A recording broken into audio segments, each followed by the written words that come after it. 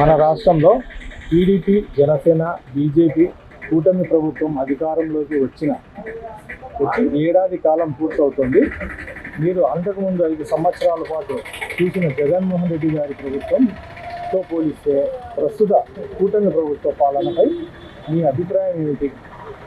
గత ప్రభుత్వంలో చూసుకున్నట్లయితే ఈరోజు అన్ని కూడా ఈరోజు అప్పులతో కూడుకున్నటువంటి పరిస్థితి ఈరోజు అలా గత ప్రభుత్వంలో నెలకొంది. ఈ ప్రభుత్వం అయినా కూడా ఈరోజు ఈరోజు సంవత్సరం కావస్తా ఉంది. ఇప్పటికైనా కూడా ఈ ప్రభుత్వం అయినా కూడా ఈరోజు అప్పులు కూరుకొని ఈరోజు ప్రజలకు మేలు చేస్తారంటే కూడా ఈ ప్రభుత్వం కూడా ఈరోజు మేలు చేయలేటువంటి పరిస్థితి ఉంది. ఈరోజు విద్యార్థులకు కావచ్చు, ఉన్నటువంటి ప్రజలకు కావచ్చు, ఈరోజు తప్పుడు వాగ్దానాలు ఇచ్చి ఈరోజు 6 గ్యారెంటీలు అని చెప్పేసి ఒక్క గ్యారెంటీకి ఈరోజు అమలు చేయలేనటువంటి దాఖలాలు లేవు. ఈరోజు విద్యార్థులకు కావచ్చు, విద్యార్థులకు ఈరోజు తల్లికి వందనం పథకం ఇస్తామని చెప్పేసి కూడా ఈరోజు గొప్పలు చెప్పుకున్నారు. గతంలో కావచ్చు, గతంలో ఇంట్లో ఒకే విద్యార్థికి ఈరోజు 15,000 రూపాయలు అమ్మఒడి ఇచ్చినారని చెప్పేసి కూడా ఈరోజు విద్యాశాఖ నారా లోకేష్ గారు అన్నారు. మా ప్రభుత్వం వస్తే ప్రతి విద్యార్థికి కూడా ఈరోజు చదువుకునే ప్రతి విద్యార్థికి కూడా ఈరోజు అమ్మఒడి పథకం ఇస్తామని చెప్పేసి గొప్పలు చెప్పుకున్నటువంటి నారా లోకేష్ గారు ఇప్పటి వరకు కూడా ఏ పథకాన్ని కూడా ఈరోజు అమలు చేయలేదు. అదేవిధంగా స్త్రీలకు కూడా ఉచిత బస్సు ఇస్తామని చెప్పారు, అది కూడా ఈరోజు అమలు చేయడం లేదు.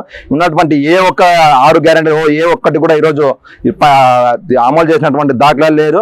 గత ప్రభుత్వంతో పోల్చుకోదు ఈ ప్రభుత్వం ఏదైనా మంచి చేస్తామని చెప్పి 2 ప్రభుత్వాలు కూడా ఈరోజు పనిచేస్తున్నటువంటి తీరే బాలేదని చెప్పేసి ఈరోజు భావిస్తా ఉన్నా. రాయదుర్గం నియోజకవర్గంలో మన ఎమ్మెల్యే కాలవ శ్రీనివాసులు గారు ఎలా పనిచేస్తున్నారు? నా పేరు రవి, నాది రాయదుర్గం నియోజకవర్గం. మన ఎమ్మెల్యే కాలవ శ్రీనివాసులు గారు గెలిచిన తర్వాత రాయదుర్గం నియోజకవర్గంలో అభివృద్ధి పరుగులు తీస్తున్నది. చాలా బాగా పనిచేస్తున్నారు. ఆయన కూటమి ప్రభుత్వం వచ్చిన తర్వాత ప్రజా సమస్యలే ధ్యేయంగా ఆయన చాలా కృషి చేస్తున్నారు.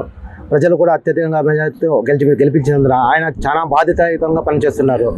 ఇలాంటి ఎమ్మెల్యే దొరికినందుకు మేము చాలా సంతోషిస్తున్నాం.